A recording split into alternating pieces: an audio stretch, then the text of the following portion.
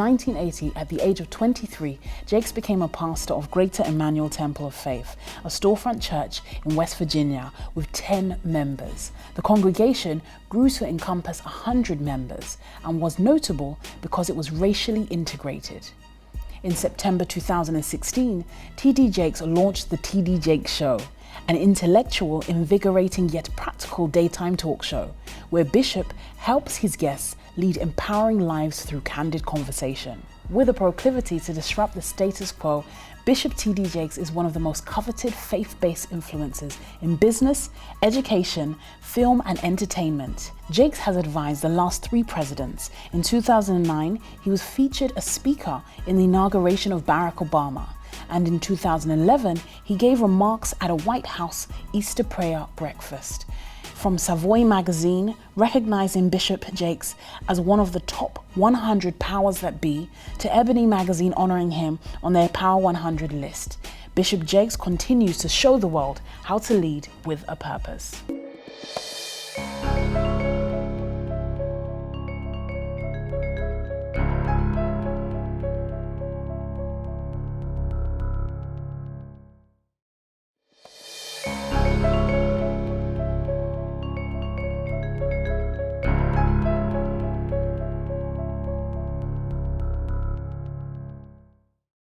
Let's talk about your early childhood. You were born in West Virginia. Yes. What was it like for you growing up? What type of child were you? Oh, what type of child? I was rambunctious, entrepreneurial all of my life. My father demonstrated business in front of me, so I've always had a business acumen. I cannot remember an age that I didn't have a job. Right. Yeah, I mean, always was involved in some aspect of business. My mother grew vegetables in the garden, and I sold them to the neighborhood and gave receipts to the people. Oh, wow. For the purchase. How old were you then? Yeah, like 8 years old. Oh, goodness. Yeah, I've always hustled, you know, and tried to, and my father was like that. Mm-hmm. And I think it was his impression on my life that made me emulate his characteristics and his propensities to be somebody who we really had to work hard to survive. We were not wealthy at all, fairly poor, and I readily assumed the responsibility of being a contributor to the family rather than to just take from the family. Considering that you weren't born into a wealthy background, which some of the misconceptions would be, I mean, given the height of your success, what were some of the challenges you faced growing up? Oh my gosh, I mean, my father grew a business and ultimately it became successful, but I remember when it was not successful, and I think that watching something grow caused me to be a builder. I like to build things from the ground up and to watch them evolve. I'm glad that it wasn't handed to me. There's a feeling often of entitlement that comes with that. And we had many challenges along the way. I watched him get contracts and lose contracts and get deals and lose deals and watch him rebound. He became ill and we had to hold the business together while he was sick, and later he died. So growing up in that tempestuous environment, I had to be responsible early. My father was a kidney patient. So we had the responsibility of dialysis twice a week. Oh, wow. And so I didn't have a childhood. Right. I can't remember an age that I didn't have to bear the weight of responsibility and act like an adult because there was no room in our lives for me to be childish. Yeah. And do you feel that because you didn't have a childhood, do you ever have dreams of, you know, I want to be a pilot or I want to be Superman, or were you always kind of, I want to be a businessman? What was the vision when you were young in terms of your career? I didn't know what I was going to be. I knew I was going to be something. I knew that I was different. I knew that there was something inside of me that was just different. And I didn't know that it would be massive or famous or successful, but I knew I was marked in some way. I was born with a veil over my face, and my neighbors came down and told my mother that she had birthed a prophet because I had a veil over my face. And I knew that I was in some way different. And don't take this wrong, I wasn't always godly or spiritual. I was a regular, normal person, but there was something inside of me that said I was supposed to do something in the world with my life, and that's always guided me, and it still does to this day. How did you I don't know if I can say stumble upon, or how did you become enlightened to God's calling on your life? How did you manage to get that vision and direct it into this? It's a good question. I actually it was a great conflict for me because I didn't want to do that. I like music, and I was a piano player. Oh, wow. And I played for the choir, and so I was going to play for the choir, and I was going to be like a gospel artist or something. And but I noticed that when I introduced the songs, they had more impact than the song itself. So hello. And then I had a dream in the middle of the night that was centered around the book of Jeremiah, where Jeremiah was struggling with his calling because he was a child. And when I woke up that morning, I opened up my Bible, and it opened right up to that same thing, and God called me to minister. My big struggle at the time was nobody will believe this because I'm a kid. I was a teenager. And I wrestled with that and ran from it for a couple of years. And I didn't start preaching till I was 19, though I knew I was called around 17. My father died when I was 16. Right. And about 17, I really understood fully that God had called me to minister. And the funny thing about it was, because I've had to work all of my life, I was always working and doing some sort of business, even when he called me. So that kind of carried over into my ministry. I never totally walked away from being entrepreneurial because I was a minister. I just included it. Yeah. And the ministry was so small, I had to survive. So I wasn't self-sustaining or anything like that. Now, I understand growing up, you didn't actually get a college degree. Was that an intentional choice that you made, or was it financially difficult at the time? What was the steps it was that caused that? We had to have money. We didn't have a scholarship, and we didn't have the money at the time. And so I went to college for a while, and then I took a summer job and got a chance to get a really good job, and it carried over into a full-time position. I went on to work. Right. And did you ever feel that that would be a hindrance to your calling and to your entrepreneurial journey? It's a funny thing. It is not a hindrance to success, but education is definitely an asset, and I've worked hard to educate myself along the way. But it certainly was an asset. I think there's a misnomer that people think that if you have a degree, it is a guarantee to success. But I think success is driven from an inner place that comes from within you, and education accessorizes it, but it does not create it.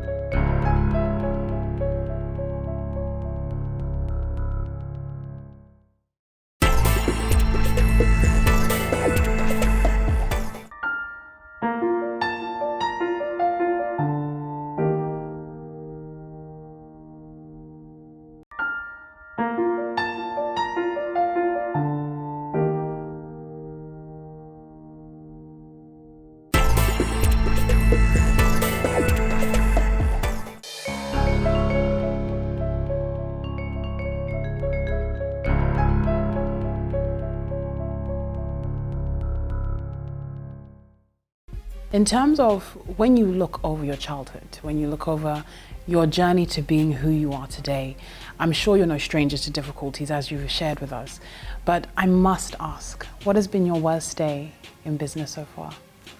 I think the worst day for me, it wasn't that it was catastrophic financially, though I did lose money in the process, but I had entered into a partnership with a company called Tegna, and through it we were able to produce a talk show. Right. Not only was I talent on the show, but I was also producer of the show. Tegna actually is a company that is primarily television station owners.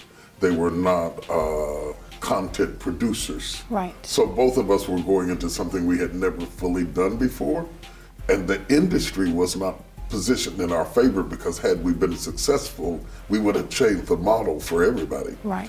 So you had to fight the forces that did not want us to win. And we were very successful to a degree, but they locked us out of California and locked us out of New York, and we couldn't get airspace there, which is Right. necessary to get the kind of advertising dollars that you need to sustain yourself.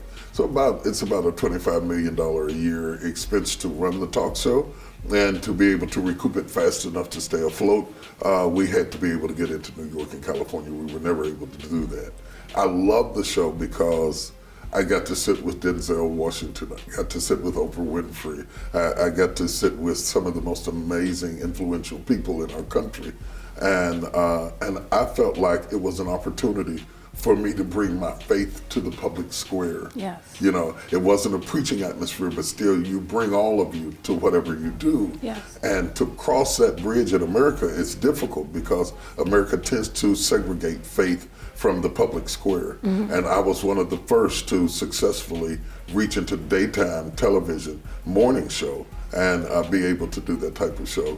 And had we succeeded, it would have been a paradigm shift economically and spiritually for our country, which we desperately needed.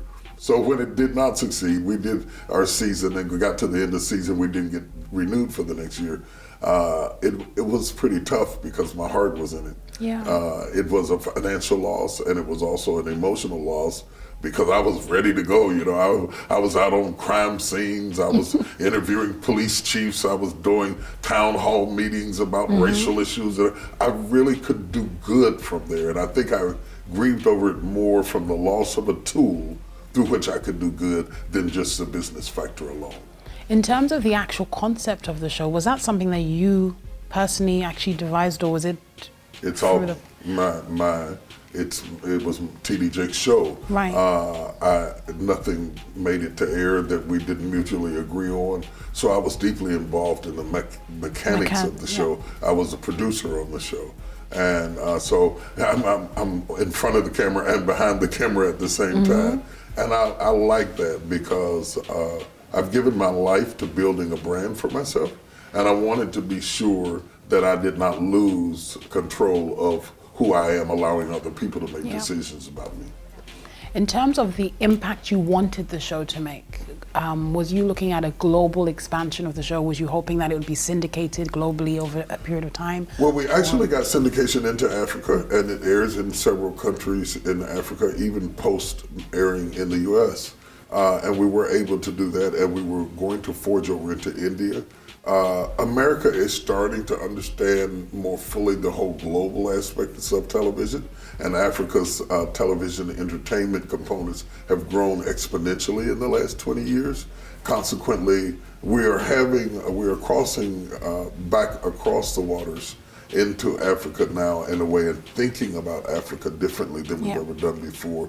And because I have such a love for my brothers and sisters on the continent of Africa, it was a natural process for me to engage in because for the last 20 years or so I've been flying back and forth over there and just love being a part of the African people. Right, so in terms of the show, when you realized that it wasn't going to continue, from the outside perspective, I feel everything you touch turns to gold. I mean, your words have a huge impact on millions, billions of people's lives globally.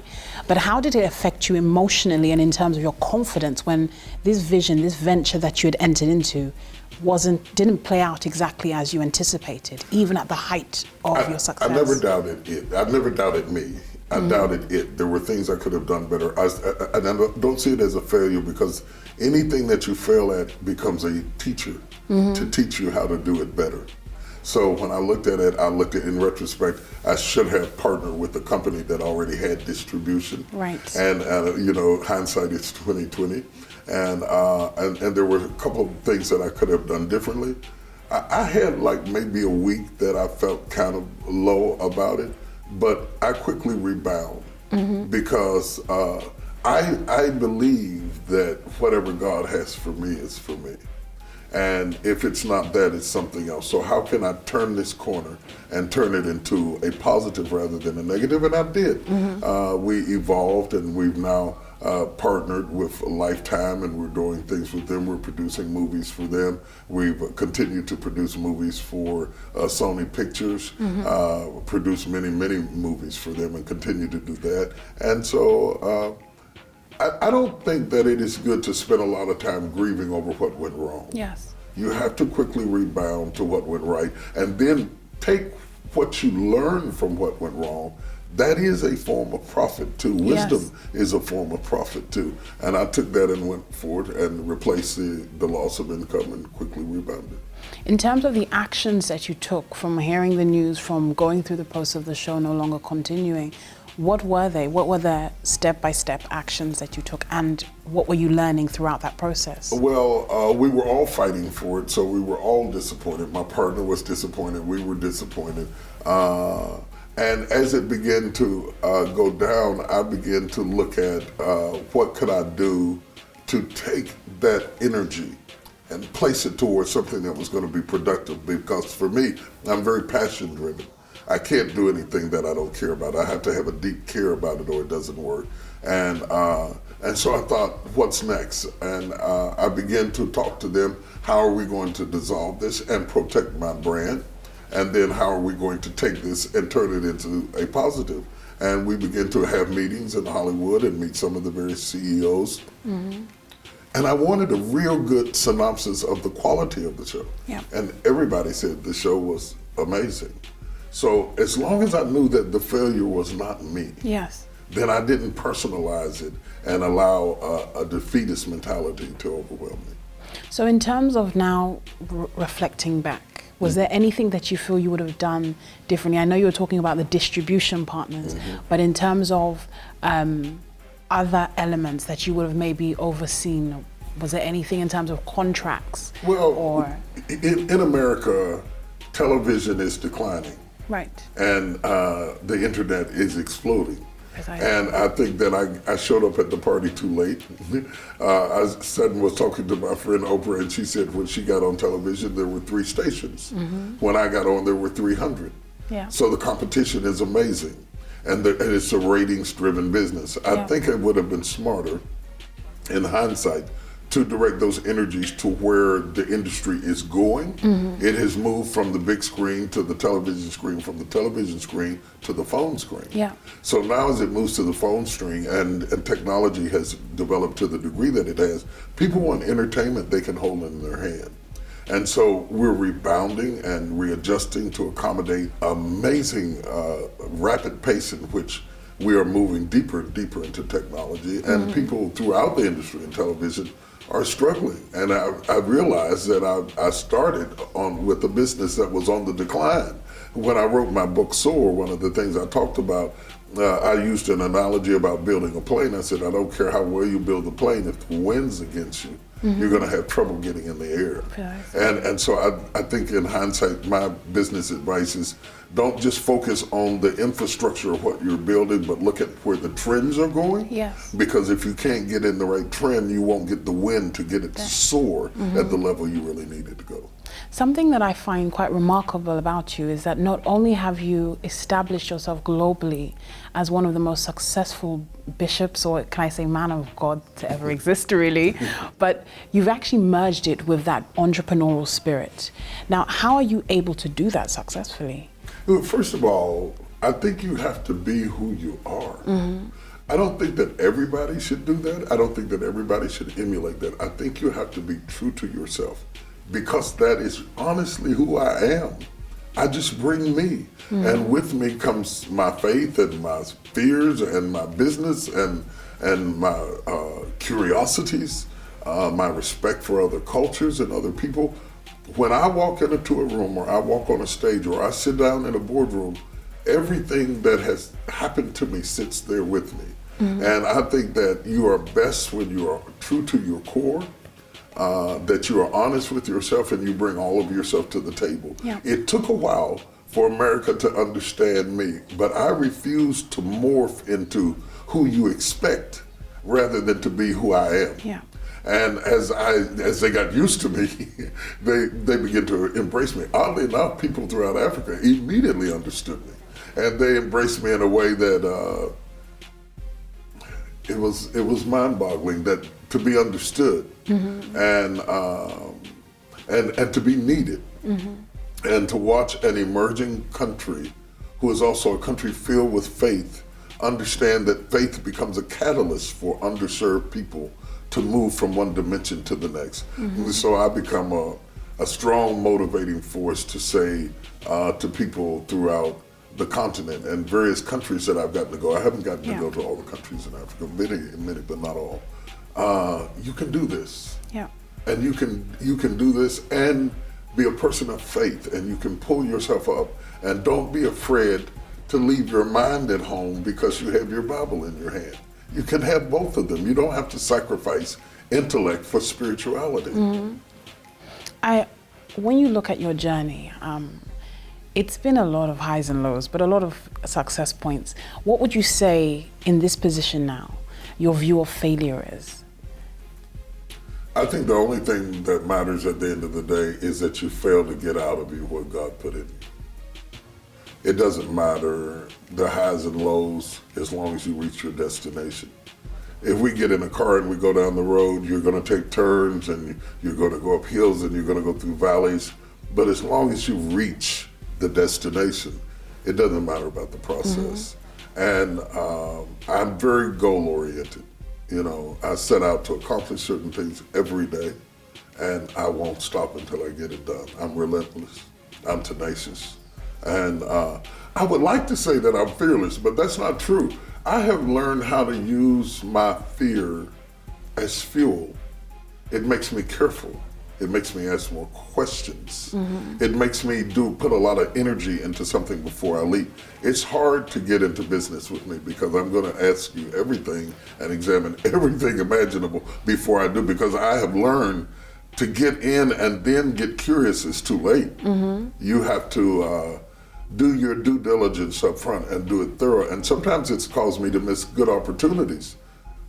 But I kept my name and I kept my brand and I kept my integrity. And at the end of the day, the real value of a person is not in the abundance of the things they possess.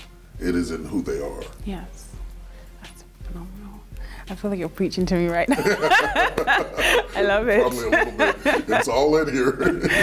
In terms of, there's so many young people that look up to you. What would be the advice that you'd give to a young person that says, I want to be the next Bishop T.D. Jakes? You know, I love the young people. I love their fire.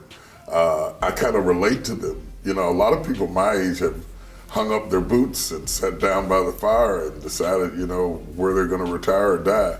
I don't feel like that. I feel like the young people. I feel like what's next. So I kind of relate to them. And because I started very early in life, I think that there is a tendency in me to connect with them. To the young people, I say, never give up on your dreams. Never give up on your dreams. Fight for your dreams. Understand that your dream will not be as easy as you dreamed it. It will cost blood, sweat, and tears. I find that one of the biggest problems with young people today is that they embrace the promise, but not the process. Yeah. They want it now. Yeah. And if it doesn't happen now, well, maybe that wasn't for me. So they try something else, and they try something. And they see us at a finished stage, and they want to get there next week. Yeah. Well, I've been doing this for 41 years, and I'm 60. So if you're 20, to expect to get there by 22 is unreasonable. I wasn't there at 22. I wasn't there at 25, but I was on my way. If they would monitor their steps rather than looking at their destination and saying, I should be there by the weekend, they underestimate how hard it is to be successful. And so I try to coach them and encourage them and believe in them, because a lot of them have never had an older person who encouraged them and believed in them and kind of understood them, because what they don't know beneath this gray hair, I'm a lot like them. I'm pretty get up in the morning and let's do it. Yeah. When I look at your CV, in terms of the numerous accolades you've achieved, one of the ones that stand out to me is you are actually known as one of America's best preachers, but also one of the most influential preachers ever. Now, when you look back at your journey, what would you say your purpose in life is? First of all, I kind of laugh at the notion of being the best preacher. I think the best sermon you ever heard is the one you needed the most when you heard it. So, you know, how do you quantify great preaching? I mean, it's relative. It's a matter of opinion. So I never sought those kinds of titles. My purpose in life was to communicate to my generation and to the generations with whom I would make contact. So whether through books, it looks like I'm doing a lot of things, but I'm really only doing one. Whether through books, through films, through modeling real estate endeavors, or whether it's preaching in the pulpit, or whether it's doing an interview such as this, I'm a communicator. And I'm just having a talk that's lasted 60 years with my generation, and I'm talking my way back home. And as I do that, I do it through every movie. I'm talking to you in the movie. Every book I've ever written, it's just like this. We're talking in the book. I can sit down, and if I get in a rhythm and I sit down at my computer, I can really start talking to you like you're there and describe something till you can see it, because my fulfillment is to make you see what I see inside. And you can be in a multiplicity of businesses if you can find the common denominator between them. Right. Yeah, so I found my common denominator is communication, and I seek to communicate with my generation. Wow, that's brilliant. Thank you so much. It's been a real pleasure.